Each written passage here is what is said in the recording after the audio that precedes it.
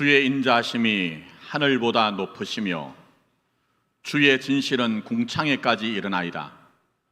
주는 하늘 위에 높이 들리시며 주의 영광이 온 땅에서 높임 받으시기를 원하나이다. 아멘. 하나님 아버지, 영원에서 영원에 이르는 것이 하나님의 섭리와 경륜인데 때로 내 뜻이 무너지면 이미 주신 사랑을 헤아리지 못하고 원망하고 불평하던 날도 있었음을 고백합니다. 그러나 진정 아버지 하나님의 사랑은 하늘보다 높다는 것을 알고 있기에 이제 있는 모습 그대로 나갑니다. 주의 진실은 우주보다 더 광대하시니 비록 꽃처럼 향기나는 손과 입술이 아닐지라도 주 앞에 나가는 주의 백성들을 주의 영광으로 새롭게 하시어 주만 높이는 인생이 되게 하여 주시옵소서. 우리 구주 예수 그리스도의 이름으로 기원 드립니다. 아멘.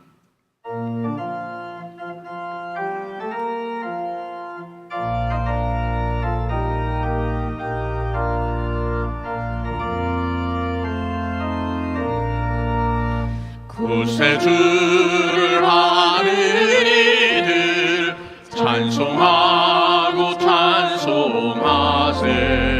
마음과 뜻과 힘 다하여 경배드리세. 주를 알지 못한 이들 주가 친히 인도하사 그의 피로 구속하니 찬송 부르세. 약한 사람 도움받아 시험 중에 참게 되니 모든 죄를 이길 힘은 믿음뿐이라. 진리 되신 우리 주는 영원토록 변함없네. 성도들아 주를 믿어 길이 섬기세.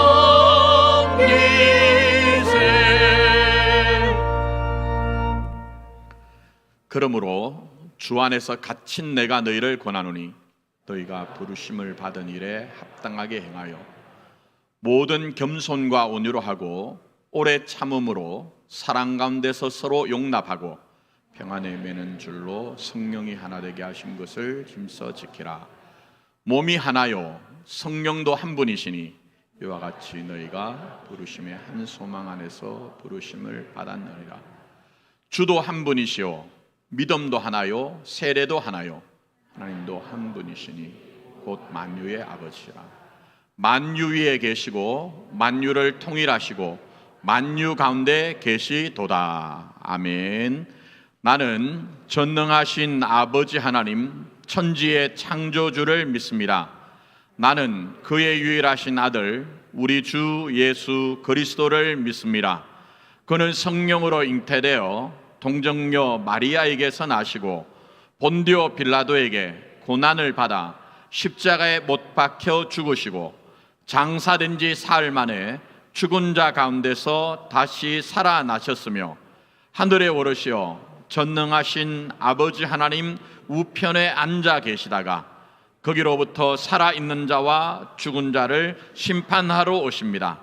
나는 성령을 믿으며 거룩한 공교회와 성도의 교제와 죄를 용서받는 것과 몸의 부활과 영생을 믿습니다. 아멘.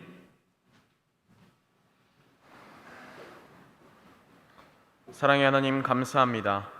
우리를 위해 예수 그리스도께서 십자가에 죽으시고 부활하시어 죄와 사망의 권세를 이기시고 우리를 택하여 주사 하나님의 자녀 삼아 주심을 감사드립니다.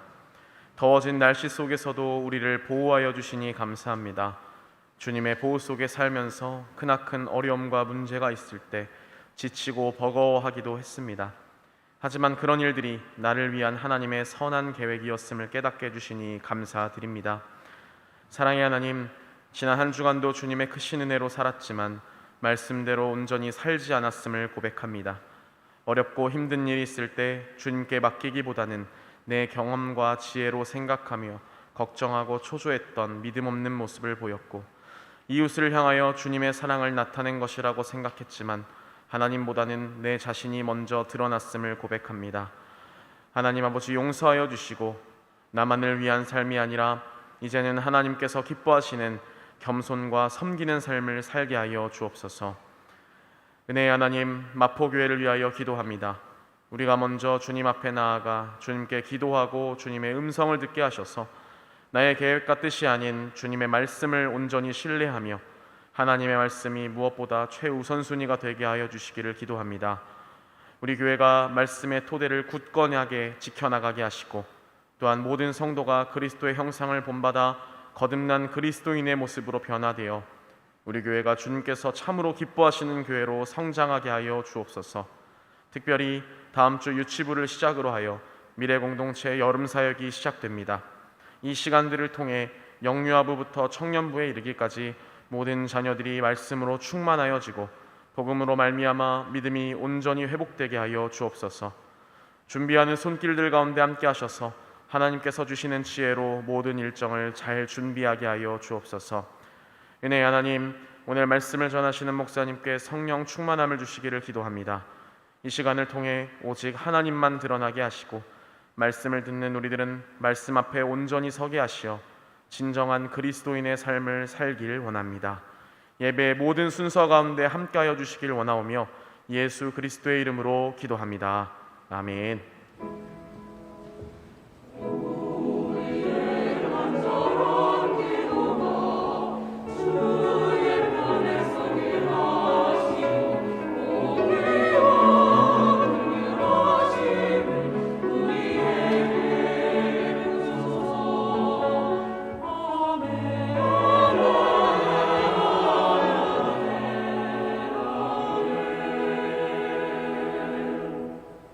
허락하신 하나님의 생명의 말씀은 욥기 1장 1절부터 2장 7절까지 구약 성경 761면 말씀입니다.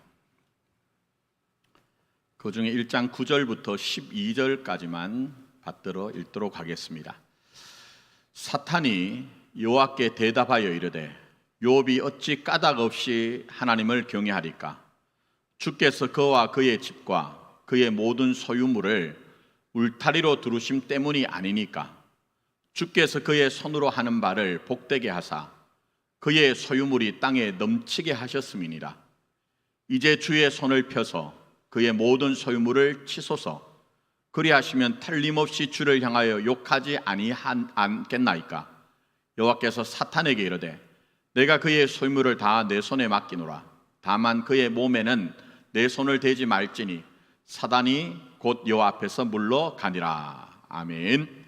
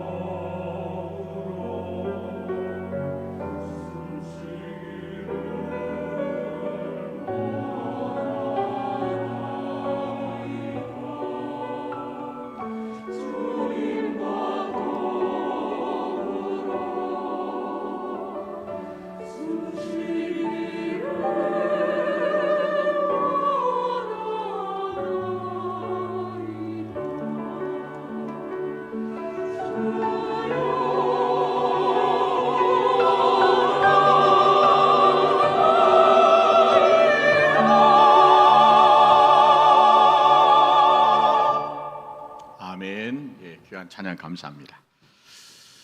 앞을 보시면 그림이 하나 보이실 겁니다. 익숙한 그림입니다.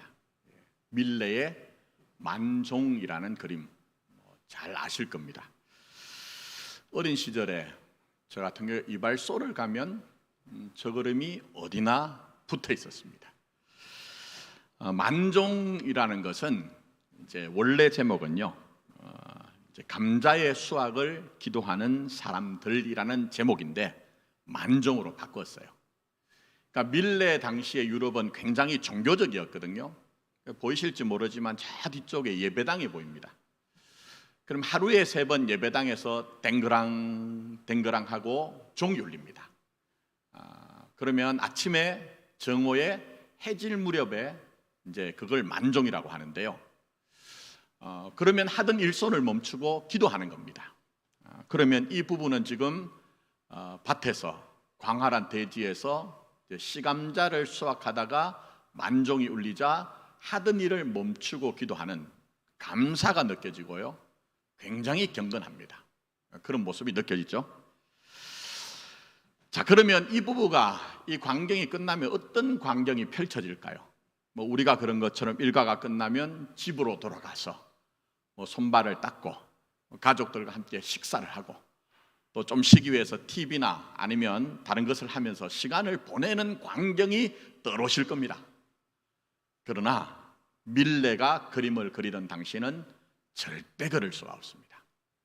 그 당시는 1차 산업혁명이 이제 생긴 시대를 밀레가 살았거든요. 그런데 역사를 조금만 공부해 보시면 그 시대는 잔혹한 시대입니다. 인권이라고는 없었기 때문에 예를 들면 만 7세 정도의 아이가요, 가혹한 환경에 던져집니다. 탄광이나 또 아니면은 여러 가지 또 형편이 좋지 못한 공장에 하루에 14시간 내지 16시간씩 노동에 시달리던 시대였습니다. 근데 그렇게 열심히 하면 보상이 주어져야죠. 보상이 주어지면 뭔가 살만할 거예요. 그러나 그 시대는 그렇지 않았습니다. 생존 자체가 어려운 시대였습니다. 그래서 어쩔 수 없이 감자 한 알이라도 훔치면 그러나 손목이 달아나던 그런 잔혹한 시대였어요. 그럼 좀 느낌이 다르죠? 물론 농촌입니다. 자, 그러면 농촌에 남은 사람은 형편이 더 나았을까? 그렇지 않습니다. 형편이 좋은데 우리나라도 한창 이제 산업화를 할 때에 전부 다 시골에서 농촌에서 도시로 오셨잖아요. 그런 분들이 많거든요. 농촌이 살기 좋은데 대도시로 사람들이 꾸역꾸역 올 이유는 없거든요. 남은 농부들도 사실은 지주에게 가혹한 지대를 착취당하면서 건건히 살던 시대였습니다. 그래서 밀레 자신도 농부의 집에서 태어났고 농부의 집안에서 자랐기 때문에 이런 형편을 잘 알았기 때문에 뭐라고 했냐면요, 이렇게 얘기합니다. 나는 농부들이 기쁘게 일하는 모습을 한 번도 본 적이 없으며 기쁨이 도대체 어디에 있는지 모른다고 얘기를 했어요. 그러면 여러분이 그냥 피상적으로 알던 밀레의 만종과는 많이 거리가 있죠. 다르다는 거죠.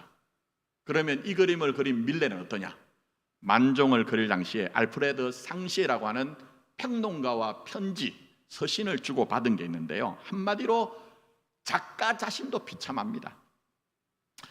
아이들에게 변변한 한 끼 식사를 해결해 주지 못할 뿐만 아니라 속옷조차도 챙겨주지 못하는 그런 형편이었어요. 그래서 밀레는 극심한 편두통과 함께 끊임없는 우울증에 시달려야 했습니다. 그러니 말씀드린 것처럼 이 그림은 그렇지 않을 가능성이 있다. 우리가 보는 것처럼 평안과 감사와 거룩함만 있는 것이 아닐 가능성이 있다는 것이죠. 자, 실제로 1932년에 어떤 정신 이상자가요, 이 그림을 보다가 날카로운 칼을 가지고 캔버스를 그어버렸습니다. 훼손이 된 거죠.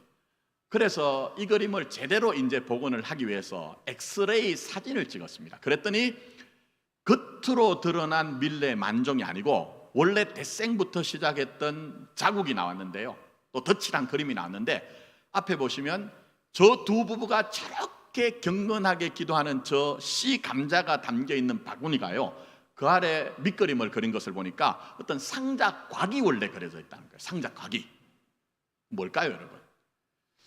평론가들은 추측합니다. 그게 뭐냐면 말씀드린 것처럼 그 당시 시대가 만만치 않았거든요.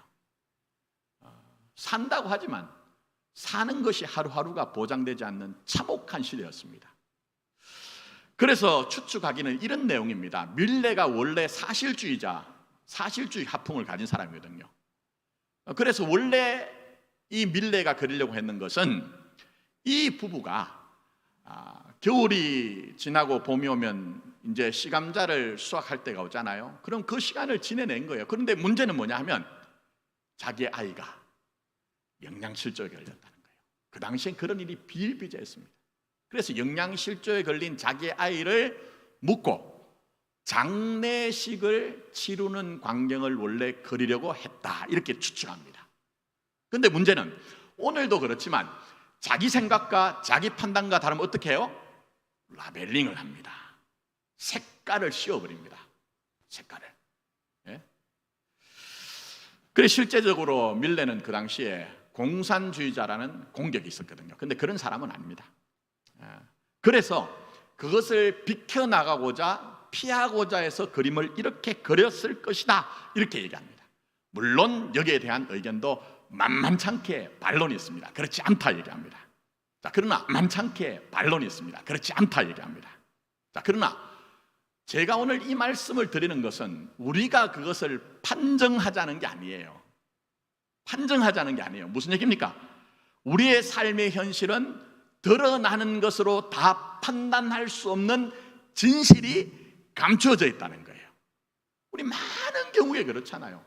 우리가 현상적으로 보고 판단하는 것들이 얼마나 진실이 아닌가 하는 것들을 살면 살수록 우리가 절감하잖아요. 익숙하던 것이 다가 아닙니다. 익숙하던 게 다가 아니에요. 그런 점에 신앙도 마찬가지입니다. 제 설교가 좀 딱딱하고 재미없대요. 근데 양보는 안 한다고 했어요. 왜 그렇습니까? 제가 완벽하게 완전하게 맞다 이러면 저도 엉터리입니다.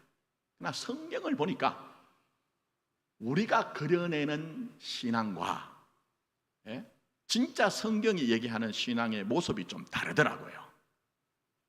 종교에서 얘기하는 신앙은 뭐죠? 종교에서 그것은 내가 가진 실력이나 조건 가운데 또 하나의 조건으로 신앙을 봅니다. 신앙 자체가 내 인생이 아니고요, 내가 가진 조건과 실력 가운데 신심이라는 하나의 조건을 부과하여 내가 하고자 하는 일을 이루거나 내가 하지 못하는 일들조차도 되어야 한다고 생각합니다. 그러다 그게 안 되면 뭐라고 해요? 믿으면 마음이라도 편하게 살아야지, 마음이라도 편하게 살아야지, 이쪽으로 가더라고요. 자, 그러면 그렇게 살면 어떻게 될까요? 그건 다른 것이 아닙니다. 현실을 사는 게 아닙니다. 내가 이루어졌던 이루어지지 않았던 결국 바라는 것만 붙들고 사는 거예요.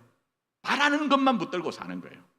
그러나 복음은 그렇지 않습니다. 우리가 욥기를 통해 보지만 욥은 오늘을 삽니다. 현재를 삽니다. 고통의 현실조차도 우리가 앞으로 봐야 되지만 물러서지 않습니다. 물러서지 않습니다. 그게 신앙이요 인생이라고 우리에게 성경은 말씀하고 계시는 것입니다. 욥의 처음 시작은요 그것으로 끝났으면 좋겠어요. 그렇지 않습니까? 여러분 잘 생각해 보세요. 욥은 현실적으로 뿐만 아니라 신앙적으로도 근사하게 삽니다. 자기의 인생의 울타리가 얼마나 든든한지 몰라요. 그리고 그 울타리가 자기 자신이라고 생각하며 산 것 같아요. 현실적으로 부자죠. 요즘 다 과거에 뭐 광고도 그런 게 있었습니다만 부자 되세요 이런 얘기들이 횡행하잖아요. 현실적으로 부자입니다. 그리고 여러분 가지 많은 나무에 뭐가 잘 날 없다고요? 바람 잘 날 없다고 하는데 이 집은 안 그래요. 10명의 자식이 있는데 형제들끼리 얼마나 우애가 깊은지 금상첨화해요. 거기다가 신앙적으로도요 굉장히 경건하거든요. 신심이 두텁 뜨거든요. 그래서 하나님이 욥을 보고 뭐라고 판정하시냐 하면요, 그는 순전하고 정직하여 하나님을 경외하며 악을 떠난 자라고 할 정도예요. 그 정도로 인생이 지속되고 그것으로 인생이 마무리됐으면 좋겠습니다. 그러나 그렇지 않습니다. 어느 날 갑자기 시련이 다가와요. 어느 날 갑자기 시험이 쓰나미처럼 다가옵니다. 아니, 시련이나 시험이라고 얘기하기보다는 파국입니다. 파국입니다. 그렇지 않습니까, 여러분? 그래서 우리가 이 욥기를 목사들이 전체를 보지 않고 필요한 부분만 발췌하여서 잘 견디면 복받고 갑절의 복을 받는다고 얘기를 하는데, 그런 부분이 없다 이렇게 하면 저도 또 공격을 당하니까 욥기 전체를 보시면요, 그 정도 얘기가 아니라는 거예요. 우리 인생은 그렇게 머물 수 있는 것이 아니라는 것을 성경은 우리에게 지금 얘기를 하고 있는 것이죠. 자신이 가진 모든 것들이 다 사라졌습니다. 심지어 자기의 자식들이 전부 다 한순간에 멸절당하는 기막힌 재난이 그에게 닥친 거예요. 그러면 이런 현실에 여러분, 어느 누가 자기 스스로 자기의 중심을 지켜낼 수가 있겠습니까? 흔들리겠죠. 의심하겠죠. 질문이 있을 수밖에 없겠죠. 여러분이 그러신 것처럼. 그래서 욥은 왜 내게 이런 일이 생깁니까? 무슨 까닭 때문입니까? 라고 그는 질문합니다. 그러나 욥기는 잘 보시면 하나님이 그런 욥의 질문에 답을 주십니까? 안 주십니까? 42장까지 가도 거기에 대해서 답하지 않아요. 그리고 더 나가서 욥도 무슨 전격적으로 자기가 커다란 깨달음을 가져서 아하, 이렇지 않습니다. 이렇지 않습니다. 42장 가보면 뭐가 나와요? 하나님이 갑절에 부자가 되게 하셨더라 얘기합니다. 그러면 피상적으로 욥기를 읽으면요, 아, 하나님이 잘 견디면 하나님은 복을 주시는 분이구나 하고 그렇게 우리가 판정합니다. 위로를 받습니다. 근데 위로와 함께 그렇게 마치기에는 답답함이 있을 겁니다. 왜 그렇죠? 살아보니까 나는 그렇지 않아요. 나는 그렇지 않아요. 그러니까 하나님이 그런 하나님이라는 것을 믿고 싶기도 하고 또 믿음으로 말미암아 위로도 있는데, 내가 나를 돌아보니까 그런 일들은 별로 일어나지 않으니 답답하다는 겁니다. 그럼 무슨 얘기입니까? 욥기는 그것을 말하는 책이 아니라는 거예요. 여러분이 어떤 책을 한 권 읽더라도 저자의 의도가 있죠. 이 책을 통해서 뭘 지금 얘기하느냐 하는 것을 찾아내셔야 됩니다. 그럼 욥기가 뭘 얘기합니까? 그것은 하나님을 믿는 한 신앙인의 실존이 뭐냐 하는 거예요. 하나님 믿으시죠? 여러분을 위해서 십자가에 죽으시고 부활하신 주님을 의지하시죠? 근데 그렇게 살 때 내가 내 인생을, 그 울타리를 지켜내기가 힘들어서 때로는 나 스스로 간구하지 못할 때도 있죠. 근데 그때에 성령님이 말할 수 없는 탄식으로 여러분을 진심으로 대하신다는 걸 믿잖아요. 근데 그 믿음을 가지고 살 때 우리도 욥처럼 우리의 삶의 울타리가 때로는 흔들리기도 하고, 내가 그렇게 소유하고 나를 지켜낼 것처럼 생각하던 것들이 상실되기도 하고 무너지는 현실이 있는데, 그럼에도 불구하고 욥을 통해 뭘 얘기합니까? 하나님 앞에 홀로 서기 하는 것이다. 하나님 앞에 홀로 서기 할 때까지 끝까지 한번 가봐라. 중간에 중단하지 말고 하나님이 네 인생을 판정할 때까지 한번 끝까지 가보자. 그게 바로 신앙이고 너의 인생이다 하는 것을 우리에게 지금 말씀하시는 거예요. 지금 우리가 그거 찾아내는 과정입니다. 그래서 어렵다고 얘기해요. 왜? 제가 목사들한테 좀 불만이 많습니다. 저는 목사지만. 목사들은 늘 자신의 논리를 펼 수 있는 일부분의 사건과 일부분의 말씀만 인용하잖아요. 그래서 여러분이 평생 들었던 것이 반복하여 아는 것만 알잖아요.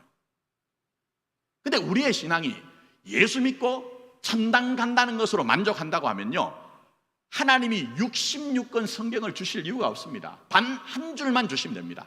예수 믿고 천당 간다. 전체를 아셔야 됩니다. 성경의 맥락을 아셔야 됩니다. 그래야 어떻게 되죠? 내 인생이 이해가 되기 시작합니다. 그거 아니면 늘 바라는 것만 붙들고 왜 그렇지 않냐, 믿어도 소용없는 것 아니냐, 뭐 이 속에서 우리가 허우적거리는 것입니다. 그래서 이런 부분에 제가 추천한 책 가운데 하나가요, 마크 레리모어가 쓴 욥기를 만나다는 책이 있습니다. 굉장히 좋은 책입니다. 자, 거기에 이런 글이 하나 있습니다. 욥은 이렇게 우정을 실패했다. 하지만 이로써 욥은 자신의 고통의 근원으로 더 가까이 다가가며 그리하여 자신의 내면에서 구세주를 향한 희망을 발견할 수 있었다 얘기합니다. 다른 얘기죠. 더 대단하죠. 여러분이 지금까지 그려내던 신앙과는 더 깊은 차원이죠. 더 크죠. 그걸 지금 우리에게 알라고 욥기를 주신 것입니다. 그래서 욥은 이 자리까지 가기 위해서 자신의 처절한 현실 속에서 절망할지 모르지만 그러나 자폭하지 않습니다. 자폭하지 않아요. 현실을 통과합니다.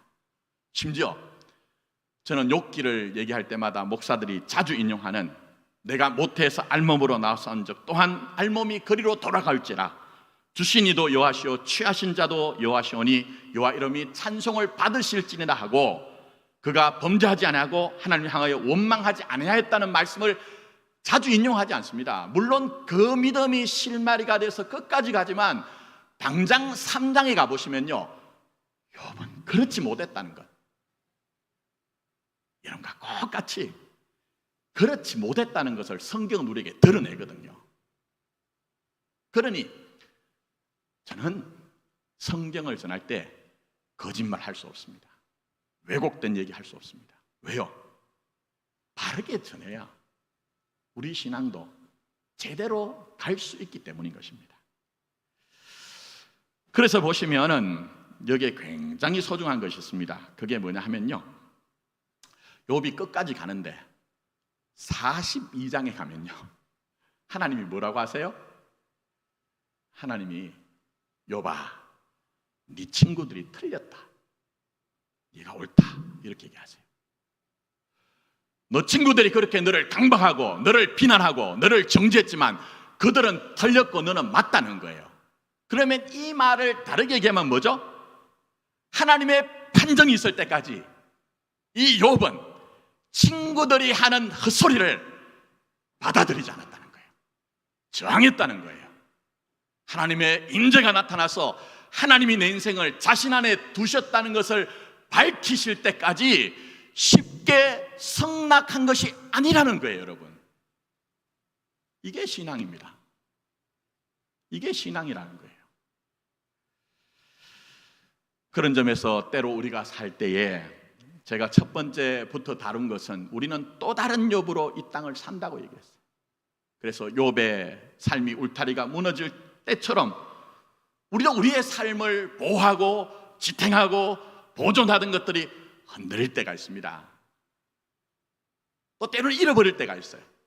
그리고 욥의 새 친구들처럼 정말 내 편이라고 생각했던 익숙한 것들이 내게 서리발처럼 일어나서 나를 정죄하는 일들이 있을 거예요. 그러나 그 속에서 모든 것들을 쉽게 받아들이지 마십시오. 쉽게 받아들이지 마십시오.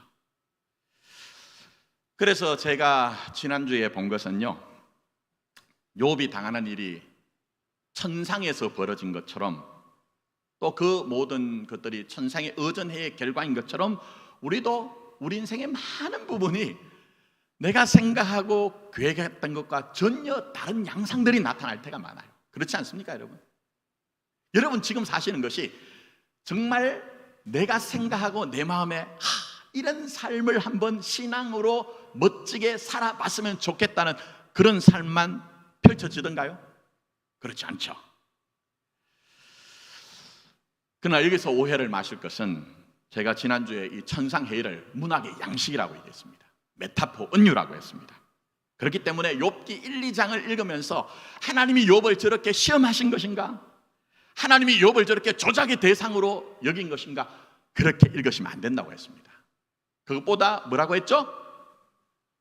하나님이 욥을 통해서 자신의 영광을 증명하시고 한 것처럼 여러분 개개인에게 하나님은 당신의 영광을 두셨고 여러분을 통해 하나님의 영광이 드러나기를 원한다는 거예요. 지난주에 다룬 게 뭡니까? 고난이 있을 때, 삶이 흔들릴 때, 아프고 힘들 때 뭘 생각하라고요? 내게 하나님의 영광이 있다. 내게 하나님의 영광이 있다. 이걸 생각하자고 했죠. 자, 그러나 사단은 어떤 자입니까? 지난주에 제가 사단이란 말을 참소하는 자, 고발하는 자라고 얘기했어요. 자, 9절로 가보십시오.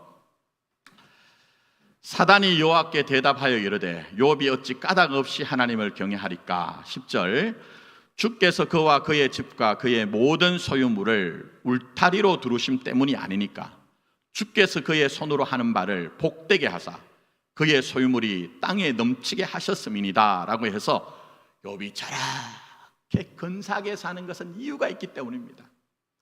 자신의 인생을 지탱해주는 울타리가 든든하니까 저렇게 신앙인처럼 근사하게 살지, 그에게 있는 울타리를 두른 것을 전부 다 걷어내시면 그도 어쩔 수 없는 인생입니다. 이렇게 고소하고 참소하고 있습니다. 그런 일들 많죠. 여러분 사시면서 내가 내 진실을 지켜내기 위해서 정말 애쓰고 몸부림치는데 때로는 우리의 삶의 울타리를 흔드는 일들, 나를 고발하고 참소하는 일들이 생기거든요. 근데 여기서 보셔야 되는 게 있습니다. 2장 이후에 사단이 나옵니까? 안 나옵니까? 혹시 보신 분 계십니까? 2장 이후에 3장부터는요 사단의 사자도 안 나옵니다. 그러면 묻겠습니다. 욥의 인생에서 그렇게 참소당하고 고발당하는 일은 거기서 끝납니까? 그러면 욥기는 2장으로 끝났어야 돼요. 그러나 무려 42장까지 갑니다. 무슨 얘기입니까? 현실적으로 그의 친구들이 와가지고 욥을 정죄하고 판단했던 것처럼 그들의 종교의식을 가지고 상선벌악, 네가 이런 일을 당하는 것은 하나님 앞에 죄를 범했기 때문이다. 그러니 너는 하나님 앞에 회개하고 돌아오라. 자기의 종교 지식을, 자기도 그렇게 살지 못하면서 그 종교 지식을 욥에게 적용하면서 그렇게 강박하는 거예요. 그럼 무슨 얘기입니까? 사단의 역할을 친구들이 그 역할을 하고 있다는 거예요. 친구들이. 근데 그 친구들의 공박에 대해서 욥이 어떻게 하죠? 그래, 맞다. 다 내 잘못이다. 내가 지금 소유를 다 잃어버리고 내 종들도 다 죽고 내 자식 새끼들도 저렇게 다 죽은 것이 내 잘못이다. 이렇게 합니까? 아닙니다. 말씀 잘 보세요. 제가 이미 말씀드렸지만 저항합니다. 쉽게 수긍하지 않습니다. 세상 말로 말씀드리면 무슨 헛소리냐, 무슨 개소리냐, 나에게 그런 얘기를 하지 마라. 하나님의 판정이 있을 때까지 그는 멈추지 않는 거예요. 세상이 내 인생을 판정하여 내 진실을 판단하는 것이 아니라 살아계신 하나님이 계시고 그 하나님 안에 내 인생이 있기 때문에 하나님께 내 인생을 이미 맡겼으니 하나님의 판정에 나를 맡기는 거예요. 그래서 저항하는 거예요. 왜요? 신앙이 살아있으면 왜곡된 것에 자기 인생 맡기지 않습니다. 정말 하나님 믿으면, 정말 십자가에 죽으시고 부활하신 예수님을 믿으면, 지금도 내가 간구하지 못할지라도 탄식함으로 나를 위해서 진심으로 대하시는 성령님의 역사가 있는 것을 믿으면 우리는 무골호인이 되어서 세상이 여러분의 존엄과 여러분의 중심을 무너뜨리려고 할 때 옳다구나, 나는 내 인생을 보니 그렇구나, 이렇게 수긍하지 않는다니까요. 여러분, 그게 복음의 능력이라니까요. 여러분, 복음의 능력. 제가 이런 것들을 좀 말씀드리기 어려워서 예를 하나 들어볼게요. 극단적인 예입니다. 극단적인 예. 자세하게 말씀드리지 않습니다. 상담 현장에 있어 보면요, 어떤 일이 생겨가지고 자기를 막 자책하는 분들이 계세요. 과거에 어떤 아이 하나가 어려운 일을 당했어요. 근데 집안에서 부모들, 형제들이요, 쉬쉬하라는 거예요. 그리고 더 나가서 뭐라고 하냐면, 너가 조심하지 않아서 그런 일을 당했다고. 그렇게 하다 보니까 얘가 굉장히 모범생이었어요. 삶이 완전히 해체가 되어버린 거예요. 내가 이런 일을 당한 것은 내 잘못이다. 그러면서 자기를 자꾸 자책하면서 우울증, 그러면서 막 오히려 그렇게 반듯하게 살던 애가 그 반대편으로 가는 거예요. 제가 과정은 다 생략하고 제가 쭉 상담을 하다가 얘가 막 자기가 잘못했다는 거예요. 자기가 잘못했다는 거예요. 제가 강대상이니까 좀 완곡하게 표현을 하겠습니다. 그냥 이해하고 들으십시오. 얘야, 그게 아니다. 나쁜 일을 한 놈들이 그 개 아들들이다. 완곡하게 표현해서 양아치 같은 놈들이다. 마귀 새끼들이다. 그렇게 얘기했어요. 그러면서 제가 그랬습니다. 걔 교회 다니던 애거든요. 진짜 신앙은 욕하는 거야. 진짜 신앙은 너 욕하는 거야. 너 잘못된 것 없어. 그렇게 얘기했어요. 물론 과정 다 생각하고. 그러면서 얘가 이제 자기를 새롭게 이해하고 이제 문제를 해결했습니다. 여러분, 하나님 앞에서 여러분의 인생의 존엄함과 하나님을 의뢰하는 중심의 진실을 무너뜨리려고 하는 세상의 헛소리에 기울이지 마십시오. 심지어 욥처럼 끊어낼 수도 없고 너무나 익숙하고 정말 그 욥의 세 친구처럼 그게 내 운명이라고 생각하는 관계 속에서도 여러분의 하나님 앞에서의 존귀함과 중심의 진실을 무너뜨리는 일이나 소리가 들릴 때 아니야, 너 그렇지 않다고 저항하시라는 거예요. 왜요? 여러분의 인생은 예수 그리스도 안에 있기 때문이고 여러분의 한 인생은 예수의 죽으심과 부활하심을 통해 우리를 일으키셨고 지금 우리가 다 이해할 수는 없지만 하나님의 보좌에 예수와 함께 앉아있는 존귀한 하나님의 백성이요 존귀한 하나님의 자녀라고 말씀하시기 때문입니다. 그러니 세상의 어떠함으로 심지어 나의 어떠함으로 나를 판정하지 마시오. 정말 욥이 마지막에 가서 욥이 너가 옳다는 하나님의 판정이 있을 때까지 버텨보십시오. 끝까지 나가보십시오. 저항하십시오. 그럴 때 우리의 삶은 전혀 내가 생각하던 것과 다르다 하는 것. 울타리가 무너졌는데 울타리 때문에 하나님이 나를 사랑하시는 것이 아니고 너 그냥 있어도 내가 너를 사랑한다는 그 하나님을 대면하고 그 하나님을 진짜 만날 수가 있는 거예요. 그걸 욥기가 우리에게 보여주고 계시는 것입니다. 이런 모습은 욥만이 아닙니다. 제가 다 인용하긴 그렇고 여러분 전에 한번 제가 얘기했습니다. 고린도 전후서 얘기를 하면서 고린도 교회는 사도 바울이 세운 교회입니다. 그런데 사도 바울이 교회를 떠나서 다른 곳으로 전도 여행을 가자 심각한 문제가 닥쳤습니다. 뭐 우상 숭배하는 문제, 파당 문제, 무려 11가지 복잡하고 풀기 어려운 문제가 생겼습니다. 그래서 그 해결책으로 사도 바울이 서신을 보내죠. 그 서신이 뭐죠? 고린도 전서입니다. 답은 딴 거 없습니다. 십자가 외에는 어떤 방법도 없다. 십자가 외에는 우리에게 어떤 길이 없다.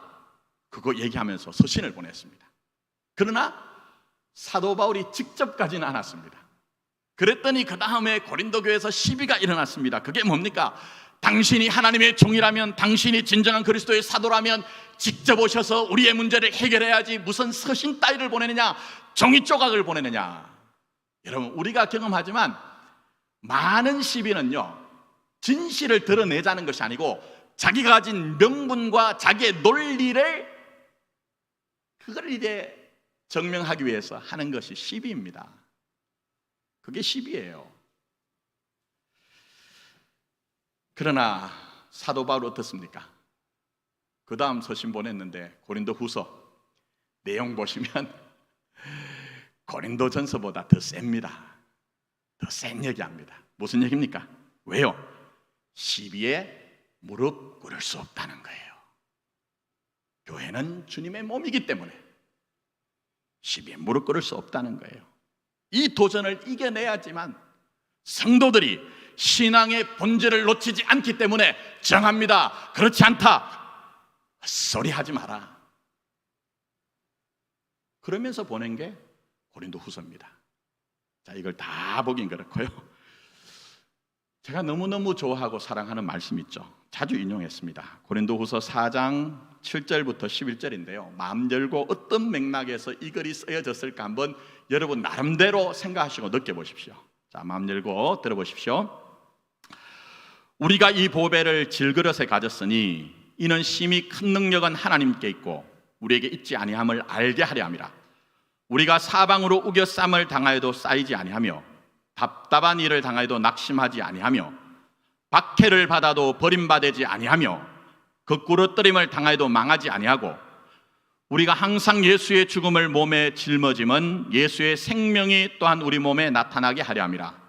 우리 살아있는 자가 항상 예수를 위하여 죽음에 넘겨짐은 예수의 생명이 또한 우리 죽을 육체에 나타나게 하려 함이라 얘기했습니다.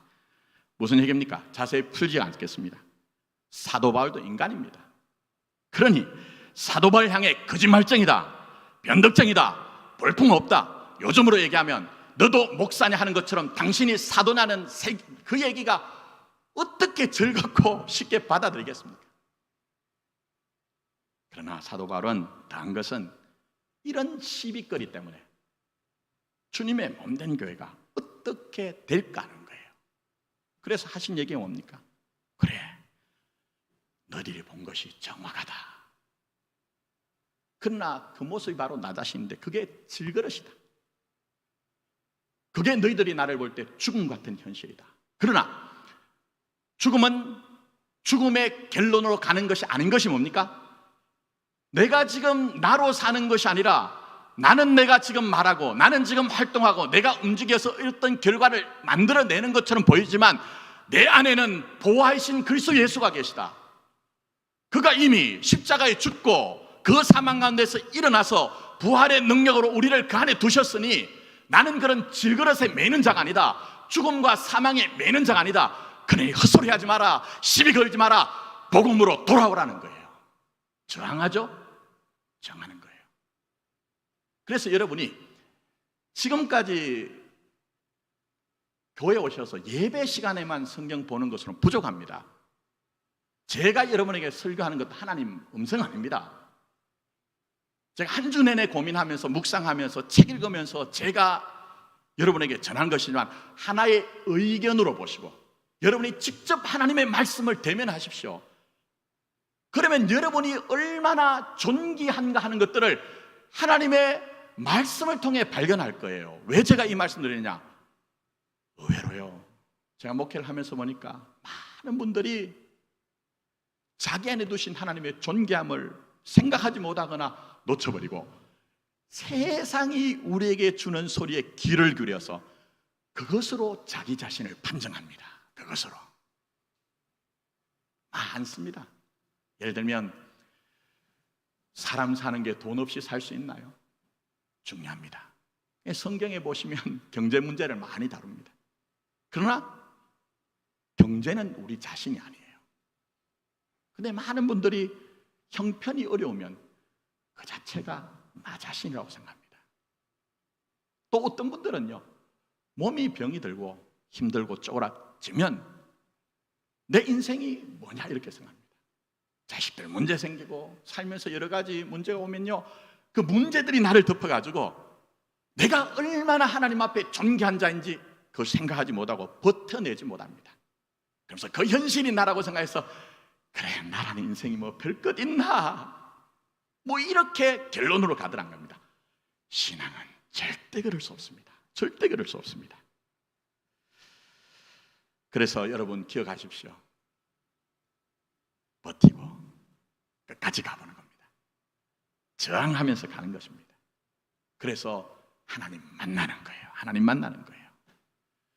이 세상이 주는 것이 얼마나 우리에게요 크고 강하고 빨리 오느냐 하면요, 참 놀라운 게 있죠. 그게 뭡니까? 우리는 누구와의 관계를 가질 때 까닭이 있어서, 사단이 그런 것처럼 까닭이 있기 때문에 사랑한다고 생각합니다. 그래서 하나님과의 관계도 어떻습니까? 까닭이 있어야 하나님이 나를 사랑하시지 이렇게 생각합니다. 왜 그렇죠? 세상이 주는 사랑이란 것은요, 예를 하나만 들게요. 시간 관계상 제가 1, 2부는 다른 예도 들었습니다만, 여기 연세 드신 분들 많이 계시죠? 그럼 여러분들이 지금까지 들었던 얘기가 뭡니까? 아니, 나이가 들면, 세월이 들면 통장은 자식들에게 뭐라고 해요? 넘기지 말아야 돼. 왜요?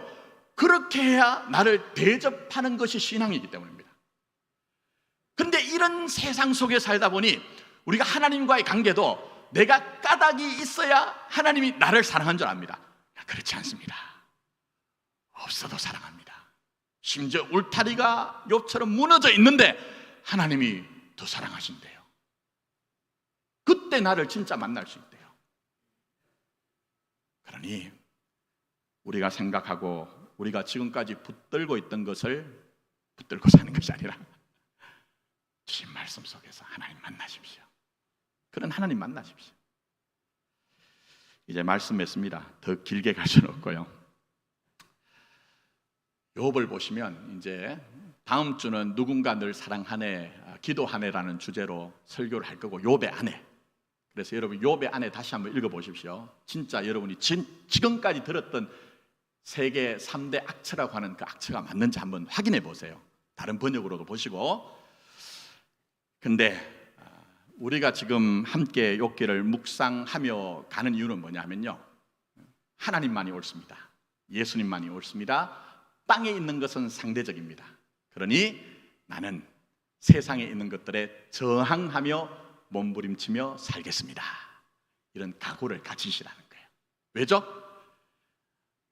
늦가을이 되면 저 산에 있는 나무들이 나뭇잎을 떨어뜨리고야 등고선이 보여지고 그 산에 실체가 등장하는 것처럼 우리는 지금까지 우리의 울타리가 우리 자신인 줄 알았어요. 저도 그랬습니다.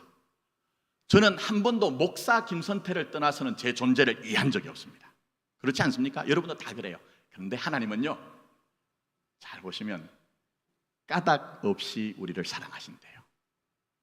근데 그런 과정이 뭐죠? 끝까지 가면 그때 욥처럼 까닭 때문에 믿거나 어떤 조건 때문에 사랑하는 것이 아니라 너 하나로 족하다는 하나님을 만날 수 있는 거예요.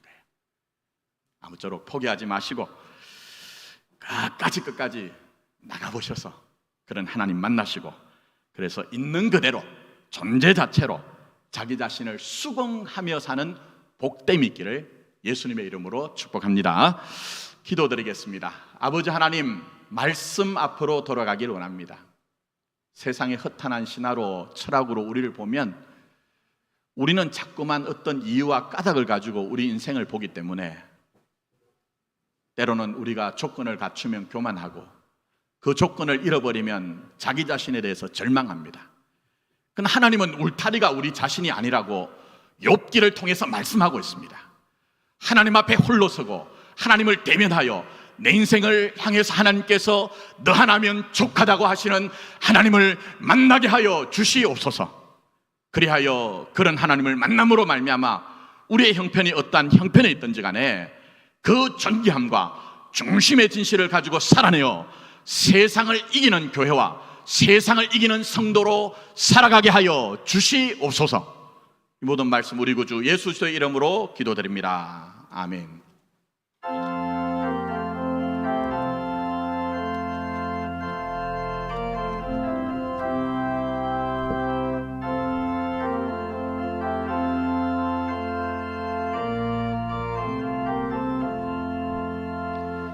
험한 시험물 속에서 나를 건져주시고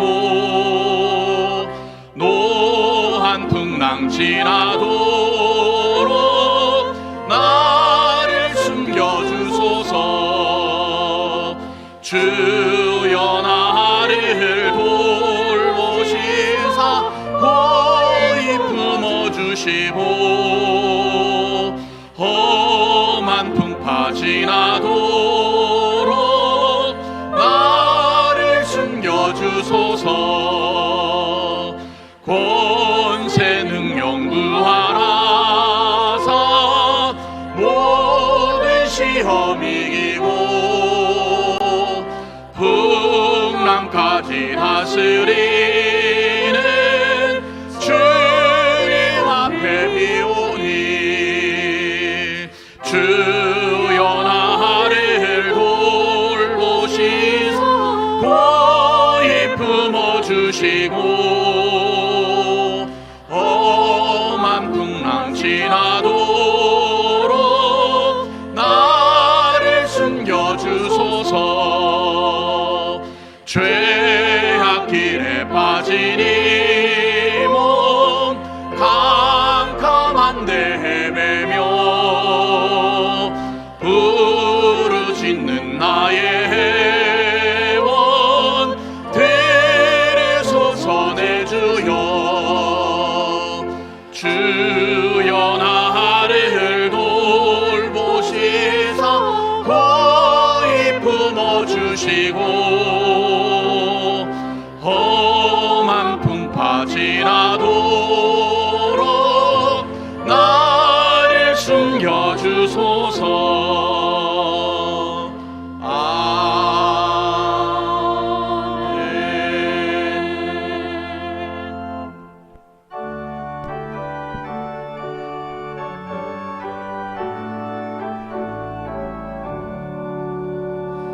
내게 있는 모든 것을 아낌없이 드리네.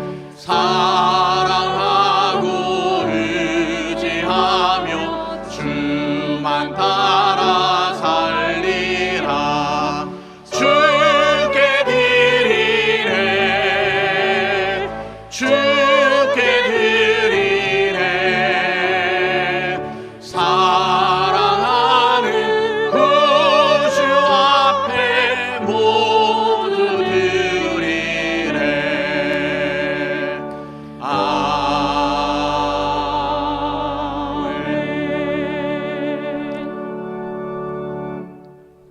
세상 사는 것은 세상 사는 것이요, 신앙은 그저 예배당 안에 있다고 믿는 것, 이거 아니라는 것을 성경은 우리에게 말씀하고 있습니다.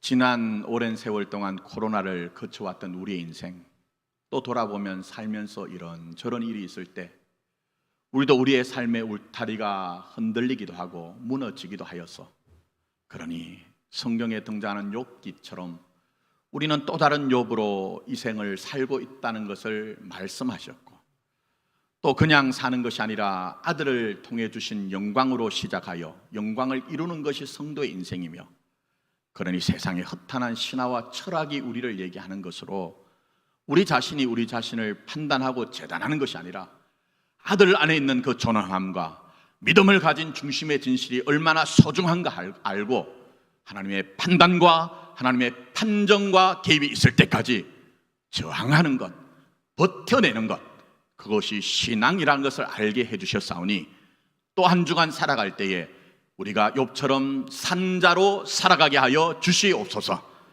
다시 한번 하나님 의뢰하게 하시고 다시 한번 하나님을 구하게 해주셔서 전격적으로 가장 필요한 순간에 하나님의 임재가 나타나서 욥을 위로하고 격려하셨던 것처럼, 이렇게 어려운 세상을 살고 있는 하나님의 백성들, 자녀들에게 하나님 너무 멀리 계시지 마시고 그냥 두지 마시고 속히 임하셔서 이들을 주의 손으로 어루만져 새 힘을 얻게 하여 주시옵소서. 우리가 때로 일용할 양식을 구할 수밖에 없는 것이 우리의 현실입니다. 그 일용할 양식이 때로 경제 문제든지 건강의 문제든지 자녀들이나 가족이나 또 기도할 수밖에 없는 문제이든지 일용할 양식을 구하면 그것 주시겠다고 하신 생명의 떡이 되시는 예수 그리스도의 공급하심이 주의 백성들 자녀들에게 임하게 하여 주시옵소서. 또한 간절하게 원하는 것은 우리의 감사는 궁극적으로 하나님 한 분뿐이오니 그런 마음으로 드린 예물에 주께서 역사해 주시고 일어난 전부 가운데 하나를 택하여 하나님 앞에 드림으로 하나님 아버지 앞에 우리 인생은 이미 그 안에 아버지 안에 우리가 있는 것으로 산다고 말씀하고 있사오니 그 마음 가지고 드린 예물에 주께서 역사하여 주시고 또 하나님 나라를 위해서 드려지는 이삭 죽기 장학과 선교 마이따켄 헌금에도 동일한 하나님의 역사가 임하게 하여 주시옵소서. 주님 다시 한번 간절하게 원합니다. 한 주간의 시간과 삶의 터전 삶의 자리를 허락해 주셨는데 때로는 평탄한 길 만날 때가 있습니다. 그러나 다윗이 얘기한 것처럼 사망의 음침한 골짜기가 있는 그 순간에도 주의 지팡이와 막대기가 나를 안위하셨나이다 말씀하셨사오니 십자가 붙들고 우리가 세상에 대해서 저항하며 하나님의 말씀의 진리를 가지고 살아갈 때에 주의 풍성하심이 임하게 하여 주시옵소서. 모든 말씀 우리 구주 예수 그리스도의 이름으로 기도드립니다. 아멘.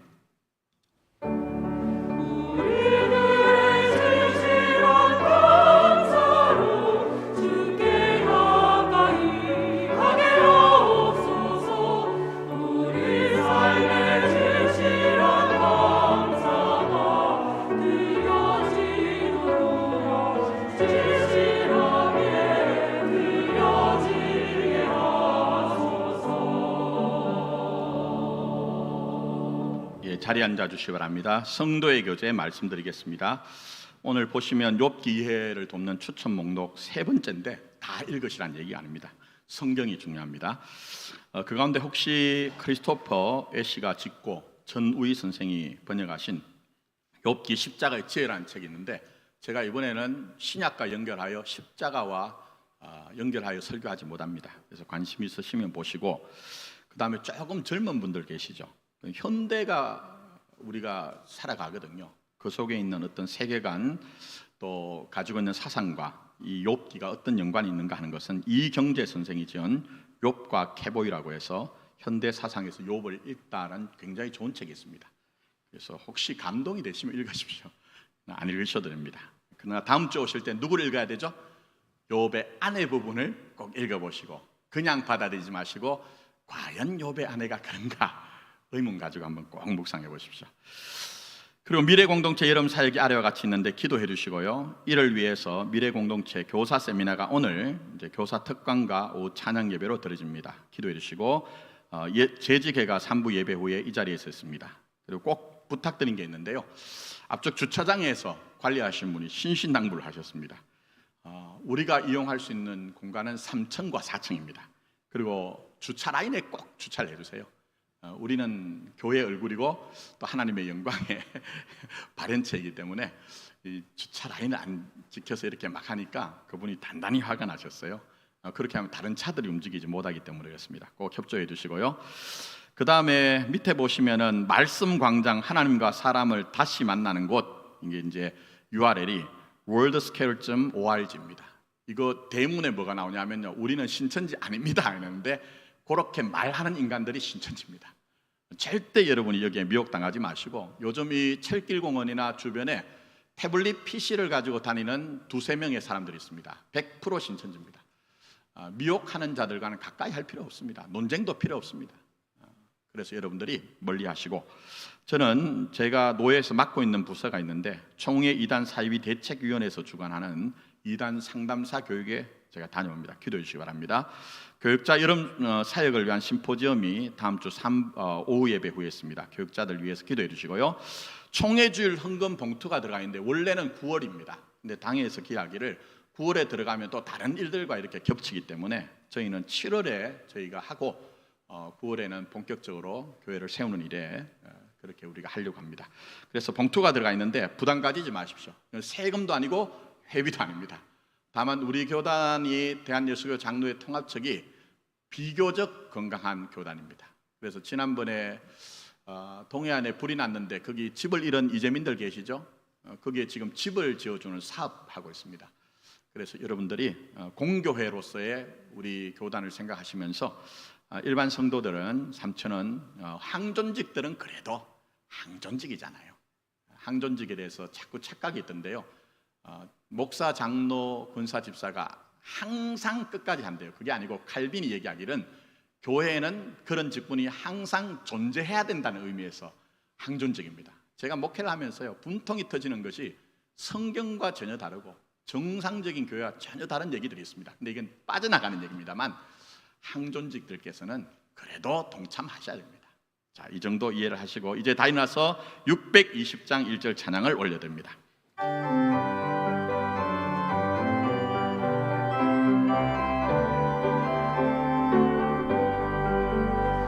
여기에 우리 둘이 주의 은총 받은 자여라.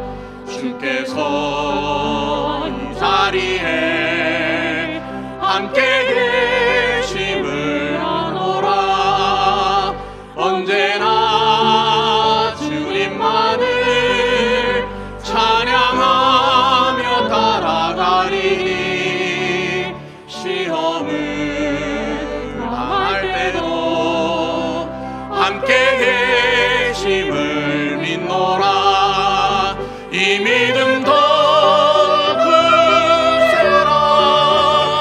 주가 지켜주신다. 어두운 밤에도 주의 밝은 빛 인도하여 주신다.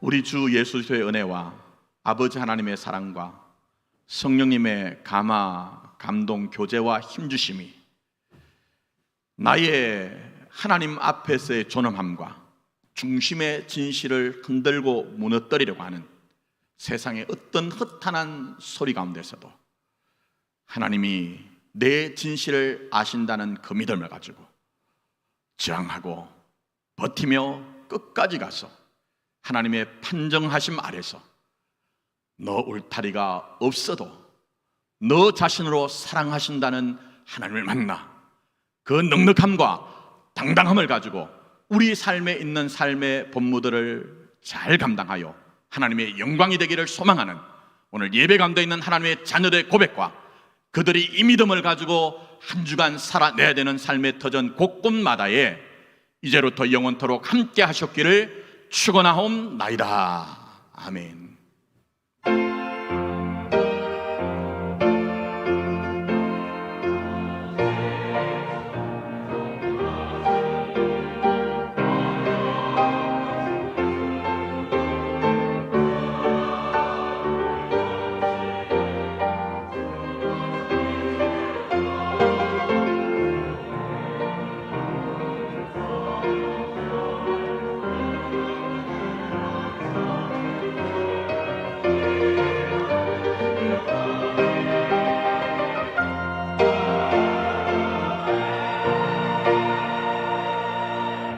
감사합니다. 재지계가 바로 있겠습니다. 우리 성도님께 인사드리지 못함을 양해해 주시기 바랍니다.